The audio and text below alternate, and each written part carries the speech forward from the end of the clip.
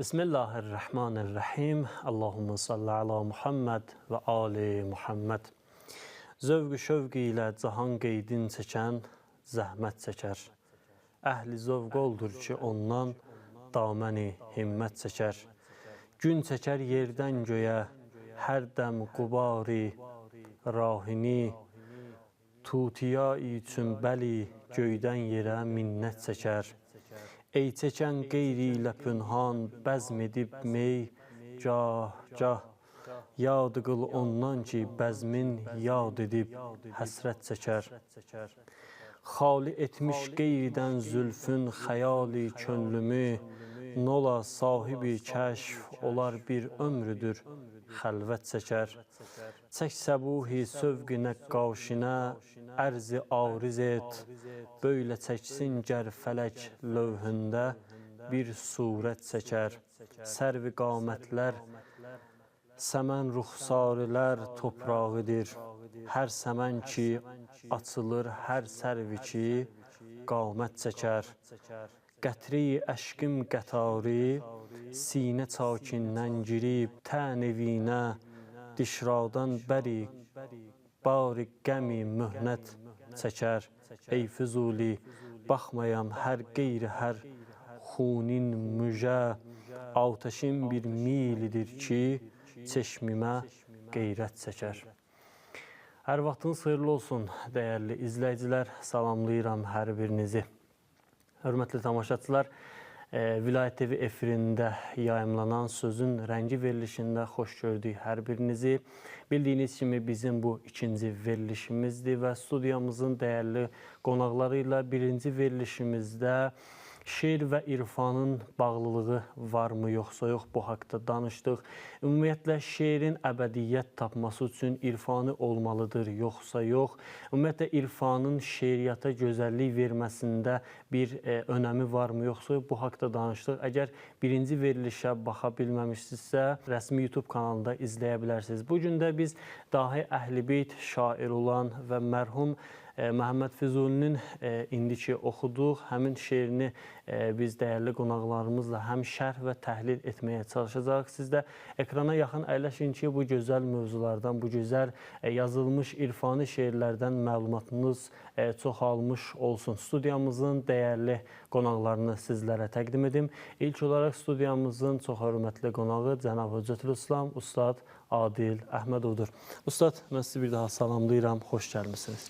Aleykümselam, mən də sizə və bütün tamaşaçılara salam deyirəm və inşallah yaxşı bir verilişin olmasını uca Allahdan təmənna edirəm. Təşəkkür edirik, Ustad.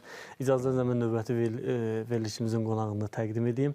Verilişimizin növbəti qonağı dəyərli Əhl-i-Beyt şairi Ustad Şöhrət Səqqadır. Ustad, mən sizi də salamlayıram, bir daha xoş gəlmişsiniz. Aleykümselam və rəhmətullah.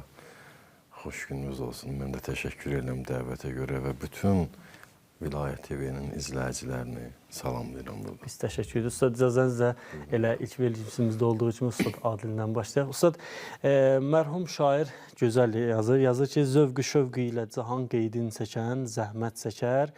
Əhli zövq olur ki, ondan daməni himmət çəkər.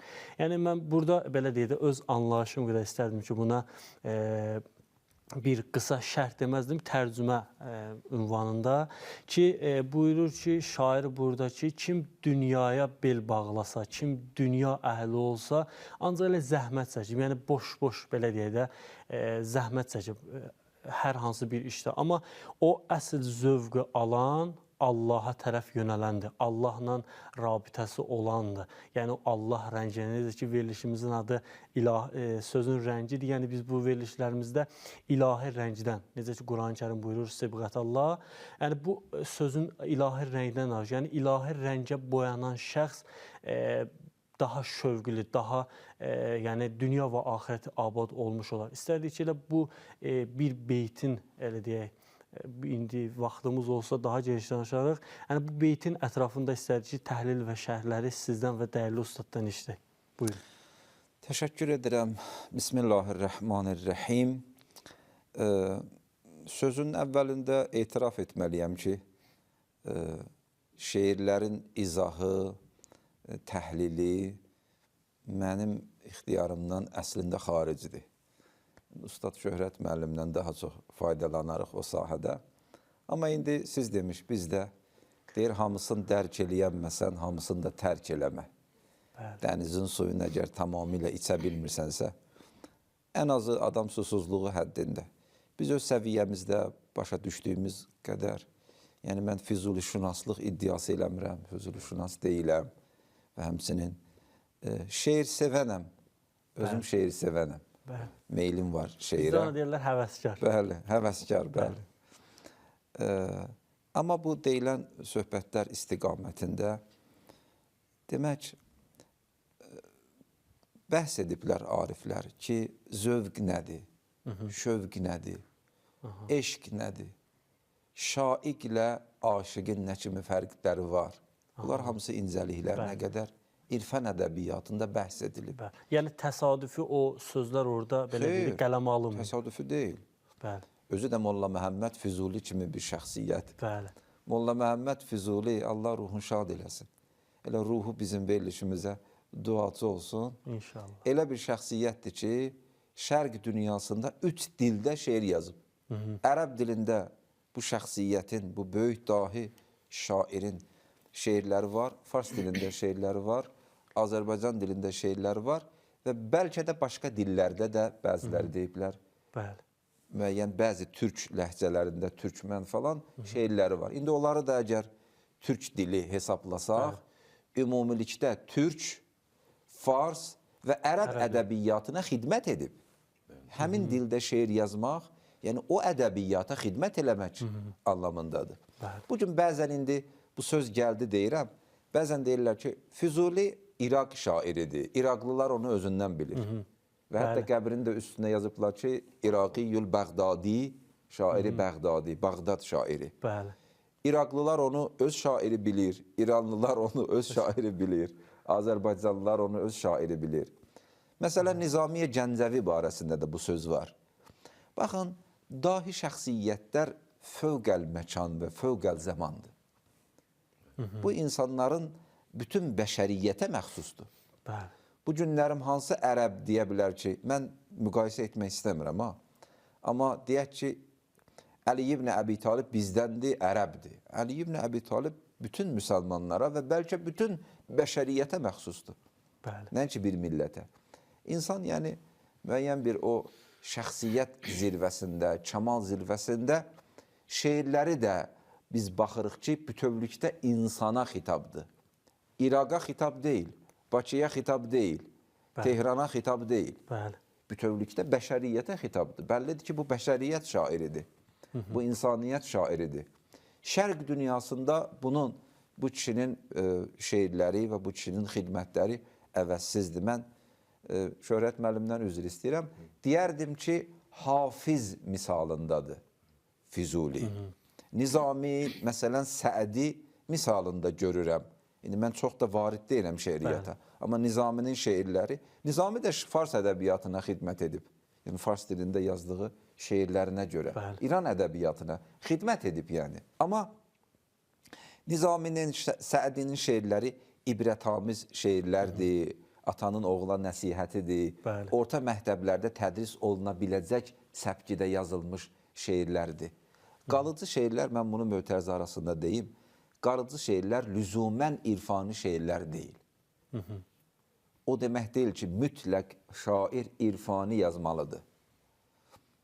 Məsələn, indi elə yerinə düşüb deyək, hava da soyuqdur, hər yerdə buz bağlayıb. Uşaq və buz, Abbas Səhət? Bəli. Dərsə gedən bir uşaq çıxdı buz üstə qoçaq. Bu günlərində bizim dilimizin əzbəridir. Sadə bir formadadır, sadə şəkildədir. Qalıcılıq lüzumən irfan deyil. Ki, ötən verilişimizdə dedik, irfan mütləq olmalıdır. Yəni, dərin irfan deyil. O bir ayrı məsələdir. Amma Hafizin şeirləri orta məktəb səviyyəsində deyil. Aşiqanə şeirlərdir, arifanə şeirlərdir və Füzulinin də şeirləri Ya Rəbb, bəlayı eşq ilə qıl aşina məni, birdən bəlayı eşqidən etmə cüda məni, kəm eyləmə inayətini əhli dərdidən, yəni ki, çox bəlalara baxın, qıl mübtəla məni, ya pəmbəyi dağı cünun içrə Nihandır bədənim, diri olduqca libasım. Bəli. Budur ölsəm kəfənim və digər şeirləri ki, siz bizdən daha və hətta yaxşı bir şeyində də bu varidsiniz. ki, qəd ənarəl eşqə lil uşşaqa min hazəl huda, saliki rahi həqiqət eylər eşqə iqtida. İqtida. Həqiqətən Bəli, aşıqanə o yazılmış şey. tərkibi şeylər də var. Bəli. Ərəb dili ilə başqa bir dilin Qarşılığı, tərkib bəli. edilməsi ya Quran ayələrindən istifadələr. Bəli. Amma buradakı o demək zövq, şövq, himmət Bəli. açar sözlər olaraq gəldi. Ona gəlincə Damən sözü. damən, bəli. Bəli. Damən himmətdir. Bəli. Yəni dünya məhəbbətindən himmət deyirlər ki, şövq olmalıdır, şövq olmalıdır. Himmət yəni insanın əzmkarlığı, insanın son dərəcə səyi. Bəli. Şair burada deyir ki, biz mələkut aləminin quşlarıyıq. Morğ-i bağı mələkutəm, niyəm əz aləmi xaç, dose ruzi qəfəsi saxtəən. Mən xodəm nəyamədəm ki, berəm bər vətənəm, anki avordə bərə baz bərəd bər vətənəm. Əsli vətənimiz oradır. Biz də mələkut aləmin o murğuyıq. Simurq ki deyirlər, həmin 30 quş. Bəli. Xəyalidir də bu da. Və bizim gedəcəyimiz nöqtə oradır. Gedəcəyimiz nöqtə oradır. Bizə yolda nələr lazımdır? Yol azuqəsi. Yol azuqəsi nədən ibarətdir? Bir, intibah, oyanış. Oyanışa ehtiyac var. Tövbə, ehtiyac var. Şövq, ehtiyac var. Bəli. Zövq, ehtiyac var. Bəli. Və şövqün şiddəti, ehtiyac var. Və himmət və əzmkarlıq. Fəlsəfədə bir söz var. Həmin bu beytə o sözü bənzədirəm. Deyirlər ki, bir işə insan addım atmaq istəyirsə, ilk olaraq təsəvvür mərhələsindən başlayır. Mən nəyisə təsəvvür edirəm. Bəli. Bu təsəvvür biraz da genişlənir. Mən onun ziyanın xeyrini də ölçürəm.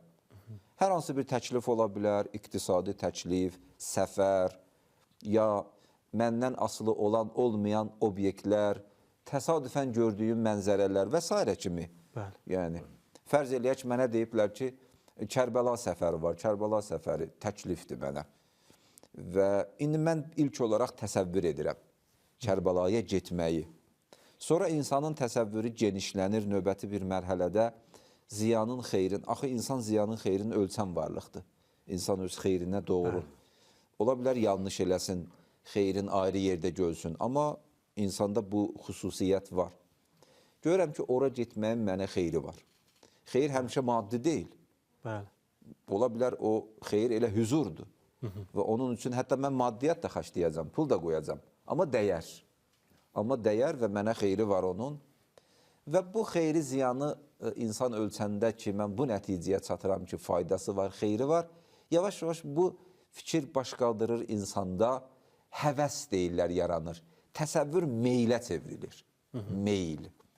Baxın, bir elm var, bir meyl var, bir əndişə var, bir əngizə var. Bunlar fərqlidir anlayışlar. Bir insanın o qolları bağlıdır, hərəkət eləyə bilmir. Görür ki, qarşıdan təhlükə gəlir. Təhlükəni görür, yəni elmi var. Amma hərəkət eləməyə təvanı yoxdur. Bir ruhani, bir alim, bir din alimi hamıdan yaxşı bilir ki, məsələn deyirəm, qeybət eləmək olmaz, bilir. Onun hədisini də oxuyub, bizə deyirlər şəhriyəsini də alıb qoyub cibinə. Onun şəhriyəsini də alıb yeyib. Hədisini də oxuyub, dəfələrlə o barədə cəmaata da mənbər edib. Amma özü də bəzən bu günaha mübtəladır. Dəfələrlə başqalarına danışdığımız, bildiyimiz, deyirlər burada meyl, əndişə var, amma əngizə yoxdur. Yəni qollar bağlıdır, hərəkət eləyə bilmir. İndi mən deyəcəm o prosesi. Deyirlər ki, insanlar neçə dəstədir. Məsələn, fərz eləyək, elə həmin obrazlı şəkildə bənzətmiş olsaq, meşədə yırtıcı heyvan misalı deyək ki. Bir insandır ki, o heyvanı görür, gözü görür, amma əl-ayaq işləmir. Təhlükədən qaça bilməyəcək. Hərçənd ki, bilir, görür. Bir insandır ki, əl-ayağı var, amma gözü görmür. O da mübtəladır təhlükəyə. Bəli, Çünki qaça bilər. zamanında təyin edə bilməyəcək. Qaça bilər, gedə bilər, əl gedir, ayaq gedir. Amma görməyəcək, Bəli, getdiyi yeri. birinci misal həmin alimdir ki, meyli yoxdur, həvəsi yoxdur, şövqü yoxdur. Başqa dillə desək, təqvası yoxdur. Bəli, Alimdir, amma bildiklərinə əməl eləmir. Görür. bəli, İkinci misal o adamdır ki, var həvəs, var meyil, var abiddir, amma alim deyil. aha, Görə bilmir, təyin eləyə bilmir, hara getmək lazımdır, zamanında təyin eləyə bilmir. İndi üçüncü o adamdır ki, nə gözü görür, nə ayağı işləyir. Həm şikastdır, həm də gözdən əlildir. Bu ki, day nə alimdir, nə abiddir. abid. Bəli, Və nicat tapan yeganə dördüncü dəstədir ki, həm gözü işləyir, həm ayağı. Yəni zamanında görür və zamanında da təhlükədən qaçmağa mühərrik var, təhrik edici qüvvə var. O qəlbdir, təhrik edici qüvvə var. bəli, Təsəvvür mərhələsi yavaş-yavaş genişlənir, həvəsə gəlir, insan həvəsə gəlir. İndi həvəs sözü yaxşı deyil, şövq deyək, şövq. Bəli. Yəni məndə Şairin- istək yaranır ki, gedim Kərbəlaya. Kərbəla misalından danışırıq axı. Filosoflar deyirlər ki, bu şövq başlayır genişlənməyə, şiddətli şövqə çevrilir. Hər şövq də insanı hərəkətə gətirmir. Hər həvəs də, ibtidai həvəs kifayət eləmir. Deyirlər, bu ibtidai həvəs bizim hamımızda var. Bəli. Hamıda Allaha çatmağa meyil var. Amma o meyilləri üstələyən maniyələr də var axı. bəli, Şiddət o qədər olmalı ki, maniyələrə sinə gəlsin. Və bu şiddətli maniyə sonda qərarla nəticələnir. Himmət və əzimkarlıqla. Qərar yəni addım. Yəni zəng edirsən ki, qardaş, mən də pasportumu gəl götür, bəs mən də ad yazdırıram ki, yəni qərara gəlirsən. Bəli. Və daha sonra bu qərarı gerçəkləşdirirsən və həyata keçirirsən. İndi söz çoxdur, amma mən bu qədər Bəli. söhbətimi 2-3 cümlədə yekunlaşdırım. Demək, şövq mərhələsindən, təsəvvür mərhələsindən başlayır, şövq mərhələsinə doğru hərəkət edir və nəhayət insan qərara gəlir və addım atır və himmət burada həll edicidir. Füzuli mən belə düşünürəm. Burada onu demək istəyir ki, biz himmətimizi istiqamətləndirməliyik ayrı səmtə. Qardaş, biz hara, dünya hara? Biz burada qəribik. Allah bizi bu dünya üçün Biz burada yaratmayıb. müsafirik. Bəli, Biz əhli dünyanı öz əhlinə həvalə edirik. bəli. Biz ayrı səmtə və ayrı məna üçün xəlq edilmişik. Bəli. Təşəkkür edirsən. İnşallah yenə də sizin gözəl bilgilər və bəyanatlarınızdan istifadə edərik. Bəzən uzunçuluq olur, üzrlə hesab edirsiniz. Bəli. Bəli, gözəldir.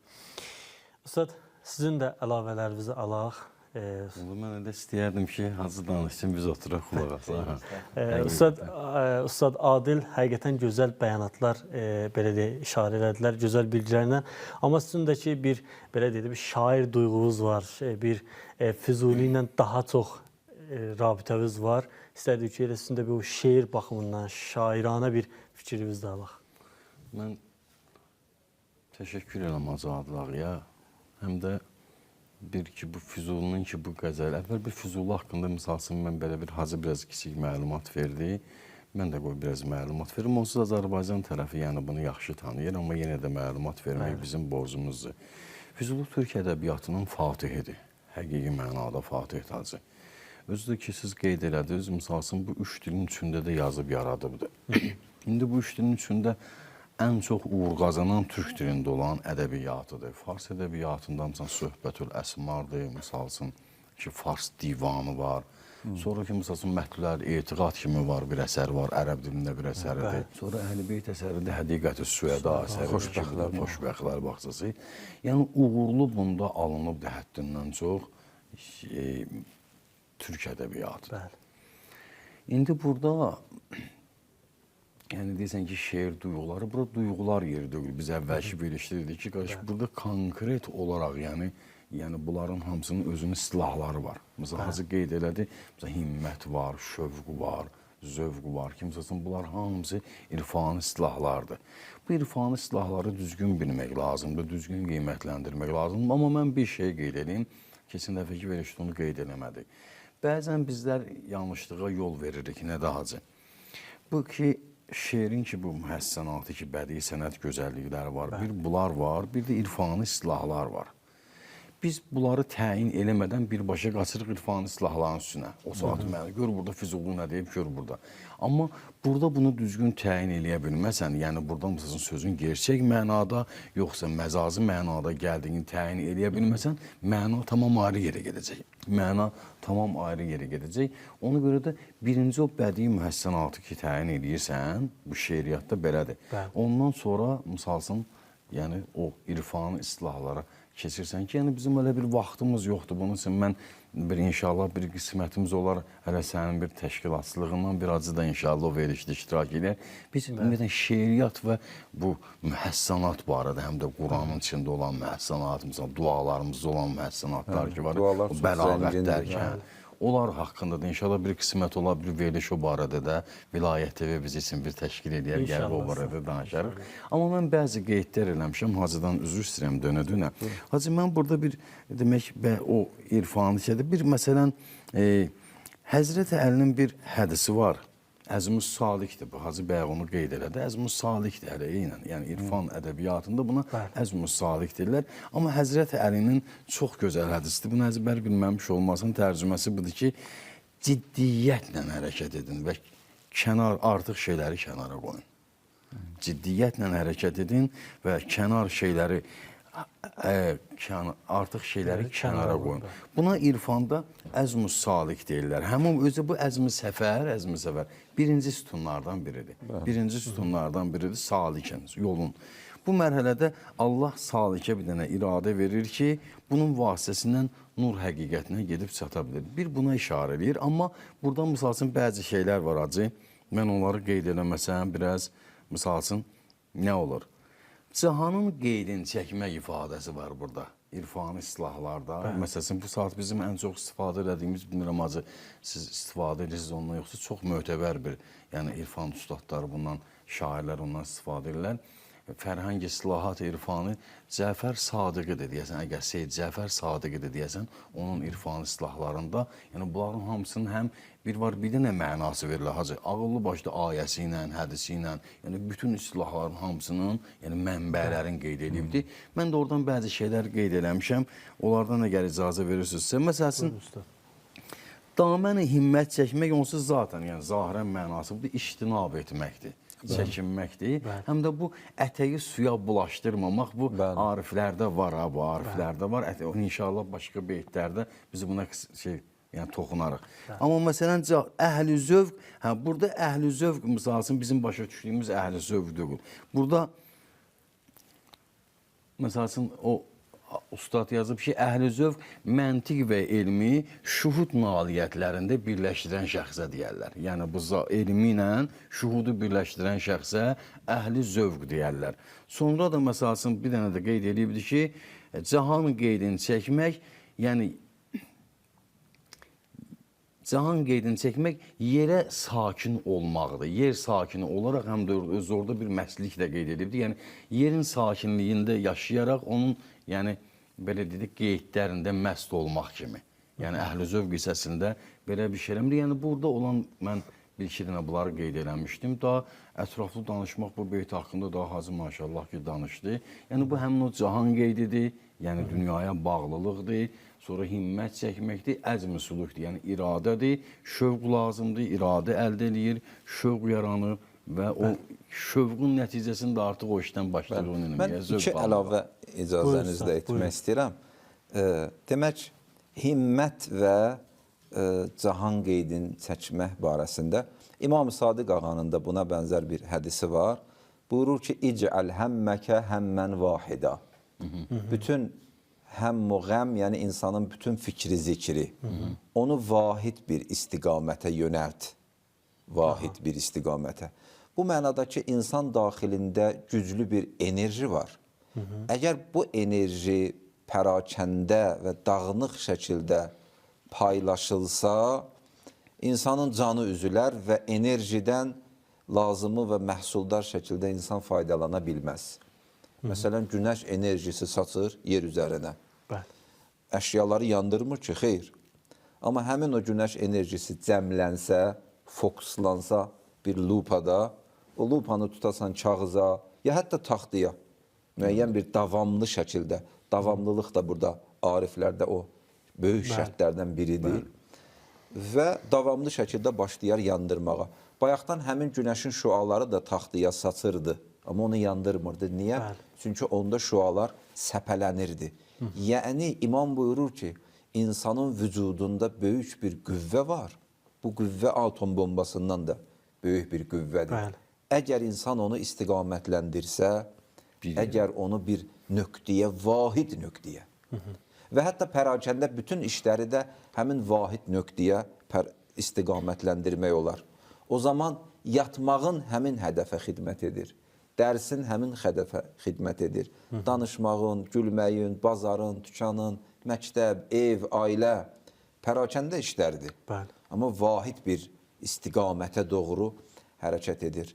Bir bu, bir də o damən-i himmət məsələsi, vətən ifadəsi ariflərin istilahlarında çoxdur. Və bizdə də bir məşhur hədis var. İndi o hədisin sənədi alimlər arasında biraz ixtilaflıdır. Hubbul vətən minəl iman, vətəni sevmək imandandır. Ariflər orada ayrı vətən deyirlər. Ariflərin bu hədisə izahı bizim başa düşdüyümüz coğrafi vətən anlayışında deyil. Söz yox, mən coğrafi vətənə də bir təsiri var, onu da qeyd eləyəcəm. Vətən inna lillah və inna ileyhi raciundur. Həmin morğebağı mələkutdur. Vətən oradır, insanların əsli vətəni. Odur ki, bəzən biz burada hərdən darıxırıq, səbəbsiz. Deyirlər, insan ki, səbəbsiz darıxır, gen dünya insanın başına dar gəlir. Şərait də var, narahatçılıq da yox. Və insan doğma yeri oradır, oradan ötürü darıxır.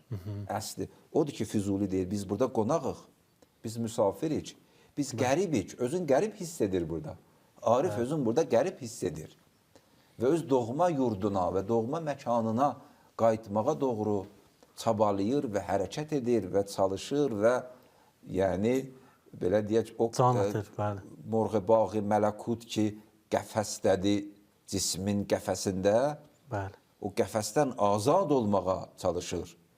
Ruhum quşu çoxdandır ki, qalmışdı qəfəsdə, bir ox toxunub könlümə sındırdı həsarı, o qəfəsdən azad olmağa çalışır və istəyir həmin o vətənə doğru hərəkət eləsin.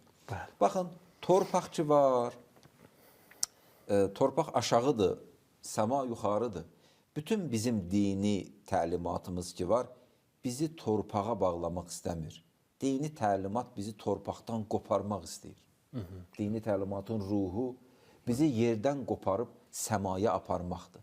Biz səmavi varlığıq. Bir nəfər deyirdi, mən ördək saxlayırdım evdə. Su ördəyi. Ördək də su sevən heyvan daxı. Deyir, mən neçə vaxtdır ki, bunları məsələn hind düzətmişəm, tövlə kimi orada saxlayıram.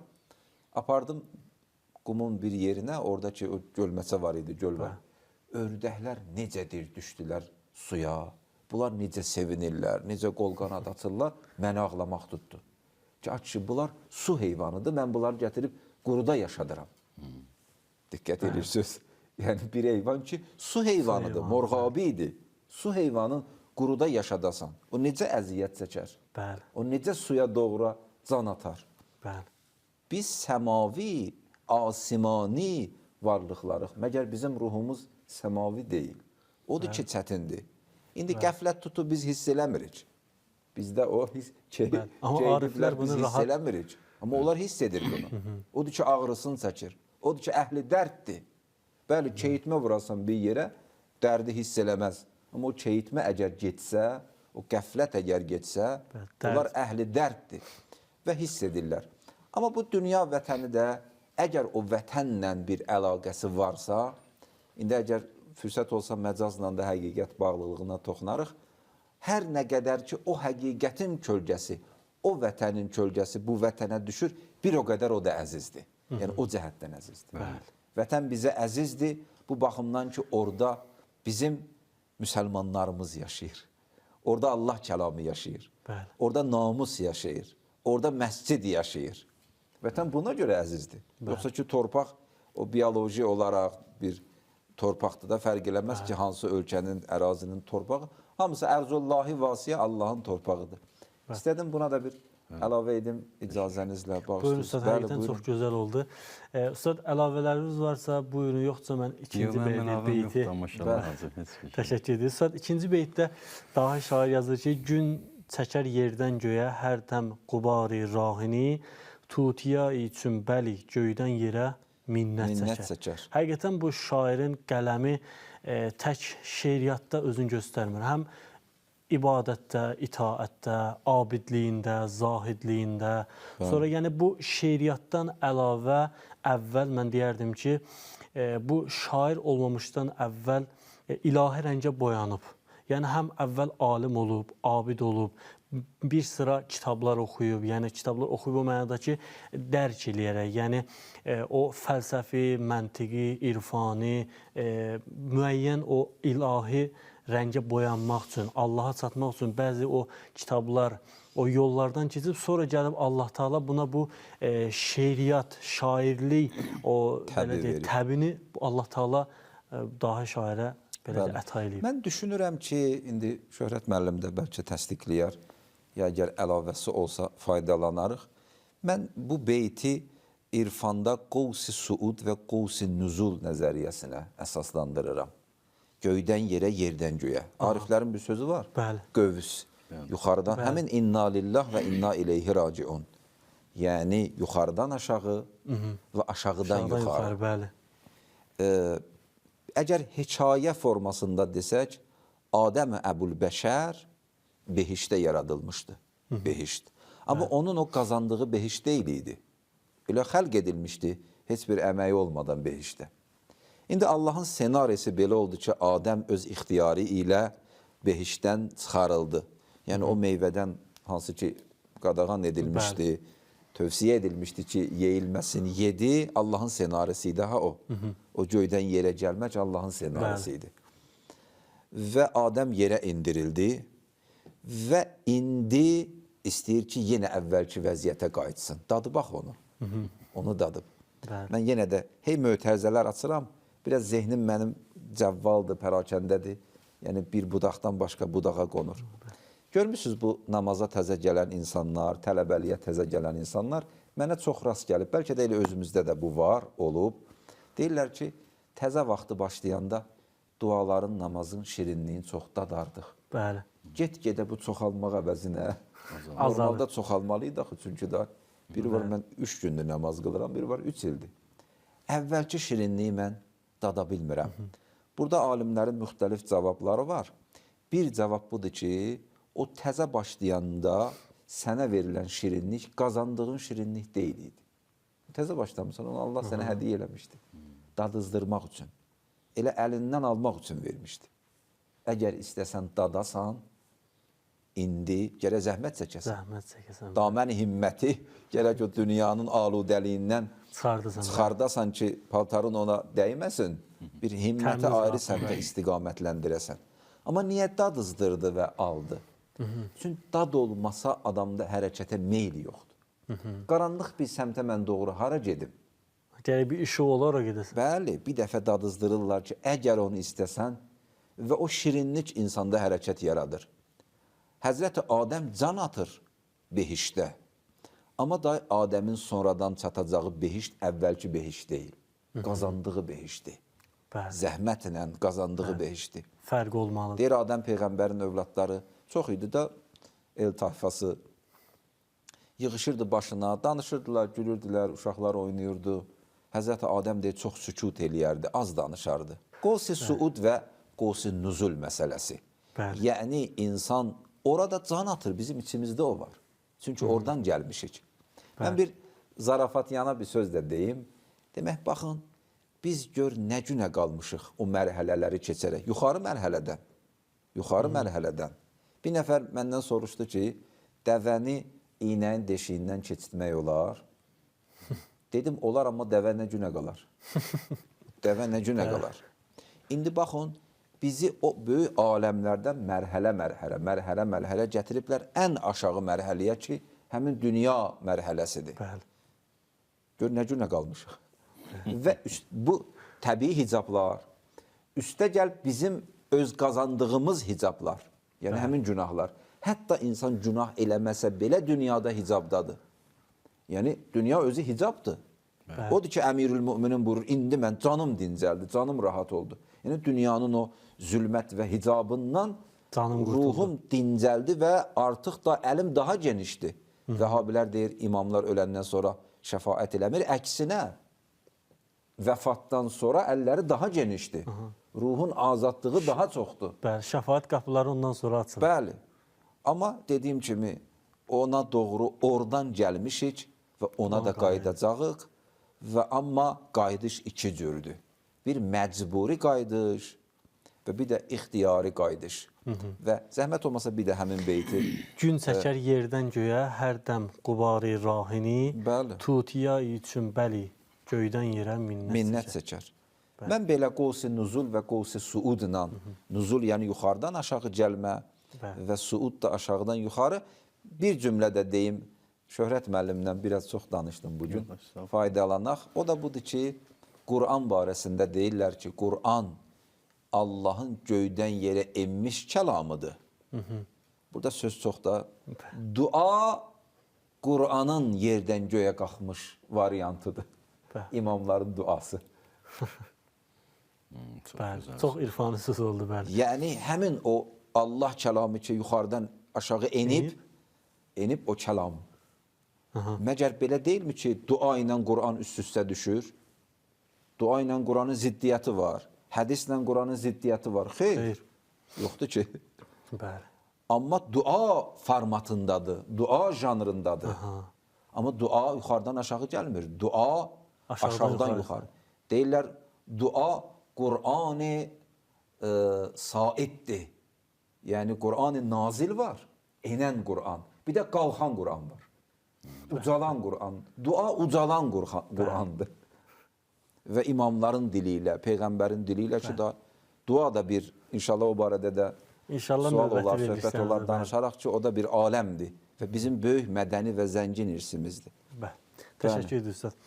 Ustad, Şöhrət, sizin də bu beyt haqqında gün çəkər, yerdən göyə hərdən qubari rahini, tutiya üçün bəli, göydən yerə minnət çəkər. Təqribən 7-8 dəqiqə vaxtımız var. Bəli, elə yerdə qalan vaxtı ustaddan faydalanır. Zəhkənə qədər danışacaq biləcək sözüm yoxdur azı kimi, məşallah. Mən demək belə qeydlər eləmişəm. Əvvəl onu deyim ki, burada Füzulinin misalsın, elə bayaqları qeyd elədik. O misal məhsənatdan var. Misal Qubar-ı rəhdi, misalsın tutiyadır ki, hacı bunlarda mirat-ı nəzirdən istifadə edibdir, yəni tənasübdən istifadə edibdir. Sonra misalsın demək olar ki, əks sənəti də göydən yerə, yerdən göyə, bu əks sənətindəndir istifadə. Əks sənəti yəni təsvir və bənzətmə? Yox, əks sənəti bu tam əks deyil burada. Yəni gün çəkər, əksi də bəli də əksi. Əks sənəti, hə. Yəni qarşılıqlı, göydən yerə, yerdən göyə. Sözlərdən. Gecə, gündüz. Aşıqı məşuqdan, məşuqu aşıqdan. Tulcur leylə bən nahar və tulcur nahara filleyl. Yəni, əks sənətidir bu. Bundan istifadə edibdir. Sonra yenə başqa, amma məsəl üçün mən bəzi şeyləri qeyd edeyim. Müntahacı məsələn o qovsu suda qovzunuzla apardı. Yəni o dərəcədə mənim səni qədər yəni şey deyəcəyim yoxdur. Amma bəzi şeylər qeyd eləmişəm ki, məsəl üçün burada Qubar-ı rah ki tutiya ki yoxdur. Bu Qubar-ı rah yəni yolun tozu da, yəni yolun tozudur. Bu aşiqin bəndəliyindəndir. Yəni o sınmışlığından işarədir. Yəni ona işarədir. Həyat ya orada yəni aşığın istedadını şühud məqamına hazırlayır o bəndəli qələbəsi ya da mürşidin astanasıdır. Bu barıraq ki, onun mürşid ki, ustadı ki var ya da mürşidin astanası, yəni irfani silahlarda belənçiyində bir şey vardı. Həm də tutiya çox maraqlı bir şeydir acı burada. Sanki ki, məsələn, biz məna aləmini görmək üçün fiziki aləmə göz yummalıyıq. Yəni, məsələn, adıcılar biz, məsələn, bax, mən heç uzağa getməyəm, bizim o vaxtı bir kaman ustamız vardı, məsələn, Habil Əliyev vardı. O, məsələn, kaman çalanda həmişə gözlərini yumardı.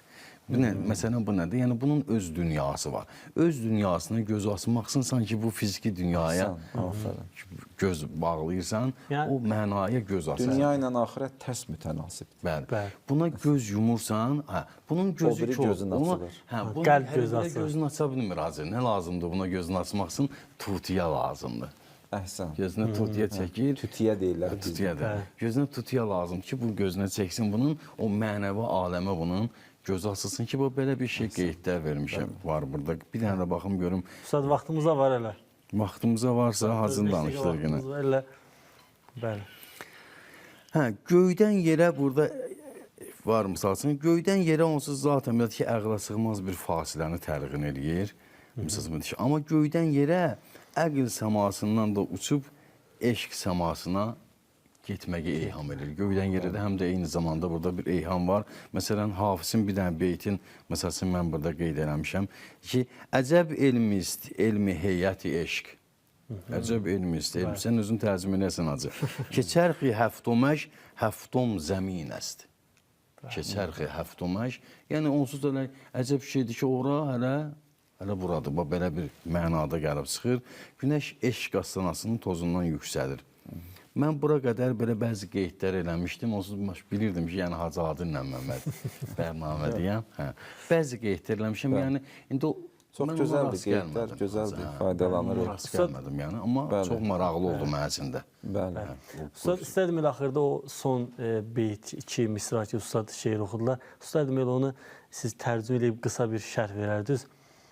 Axırdakı qəzəl şeirin. Mən ələ onu Hacı üçün deməmişdən qabaq Hacı onu söyləyər. Hacı bayaq söhbət eləyəndə mənim yadıma Nəsiminin ki, o Morğu Mələkutəm vardı.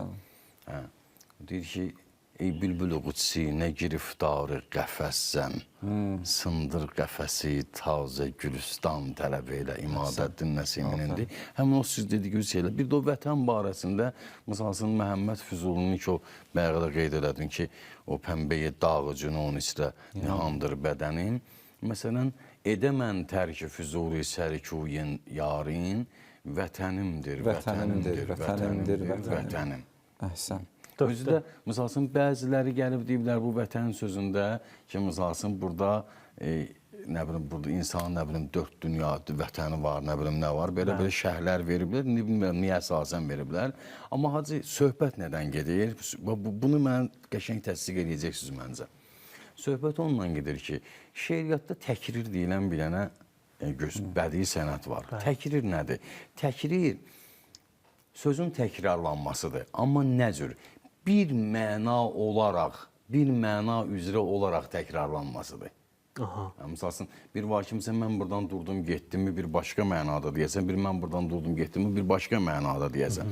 Bir də var ki, vətən sözünün bir dənə mənası var onsuz zaten və bu 4 dəfədə bunu eyni məna, burada təkrirdən istifadə edilir.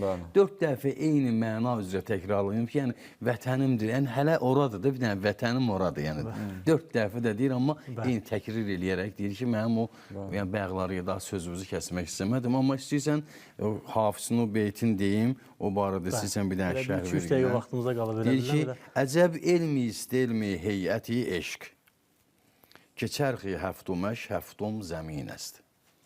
Heyət elmi keçmişdə deyirlər, ümumi mənada olan fəlsəfə ki var imiş. Bir neçə elm həmin elmin tərkib hissəsi olub. Riyaziyyat həmin elmin tərkib hissəsi olub. Ondan sonra astronomiya elmi həmin elmin tərkib hissəsi olub. Həndəsə elmi həmin elmin tərkib hissəsi olub. Bunlar eyni zamanda həm də fiziki maddi elmlərdir. Amma deyir, heyət elmi orada izafət birləşməsindən istifadə edir də. Deyir, elmi heyət eşq. Yəni, fərz eləyək, deyir ki, eşq, riyaziyyat eşq, məsələn. Ya məsələn, eşq astronomiyası, eşq riyaziyyatı, eşq heyətindən biz söhbət gedirik. Heyət həmin, dediyim kimi də, o astronomiya elmi ilə bağlı olan məlumatlardır ki, deyir, bu necə bir elmdir ki, bunun elə göyü də yeri kimidir. Səhv etməsəm o formada dedi də. Ki, bunun o 7-ci səması elə yeridir. Həmin 7-ci yeridir. 7-ci yer yerin dibindədir. 7-ci göyün yuxarı qatındadır. Bu necə bir elmdir ki, yəni normalda maddi hesablamalarla, coğrafi hesablamalarla, maddi heyətlə, yer qatı ilə, göy qatı və göy atmosferası Fərqli-fərqlidir. Bəli. Yəni coğrafiyada fərqlidir. Amma eşq məktəbində eynidir. Eşq məktəbinin heyətində Yer də bu birdir, göy də. yer də birdir, göy də birdir. Və biz əlbəttə bu ortada qovuşmaq mühümdür. Və əgər eşqi biz məşuq mənasında götürsək, ayə də buyurur ki, huvəl əvvəlu vəl-axiru vəl-zahiru vəl-batin əynəmə tüvəllu fəfəmmə vəchullah. Hara baxsan onu görürsən. Bəli. Quran buyurur, İnnəllaha ələ kulli şeyin şəhid. Allah hər bir şeyin şəhididir. Şəhid yəni nəinki bu, müharibə şəhidi yox ha. Çoxsu bəzi tərcüməçilər bunu yazıblar ki, Allah hər bir şeyə şahiddir, görür. Əllamə-i Təbatəbai buyurur, yox, şəhid burada məşhud mənasındadır. İsmi fail deyil, ismi məfuldur, şəhid. Qətil kimi. Nəinki Allah hər bir şeyi görür, o öz yerində. Allah hər bir şeyin görəni yox, Allah hər bir şeyin görünənidir.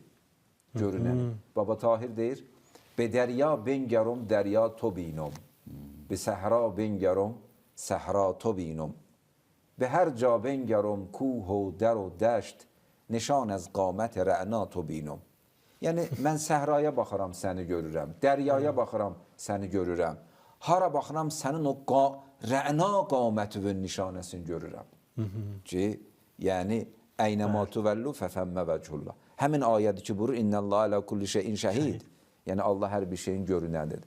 Xoş o adamların halına ki, burada da bir bəhs var, buradan dedim, açıldı, vaxt yoxdur amma. Təəssüf olsun ki. Xoş o adamların halına ki, hadisələrdə Allahı görürlər. Bütün hadisələrdə, təbiətdə təbiəti yox, Allahı görürlər. Rənglərdə o rəngi yaradanı görürlər. Və ümid edirik ki, o görüntünün, o eşqin, o məhəbbətin az da olsa o həzzi bizim üçün də dadızdırılsın. Və düşünürəm ki, verilişimiz tamaşaçılarımız üçün də artıq faydalı olmuş olan. İnşallah. Təşəkkür edirəm. Mən də sizə təşəkkür edirəm. Var olasınız, minnətdarım. Həqiqətən çox gözəl veriliş oldu, dəvətimizi qəbul edib gəldiyiniz üçün. İnşallah növbəti verilişlərdə qismət olar yenə də daha şairin qəzəllərindən sıx xidmətinizdə olaraq. Minnətdarıq bir daha.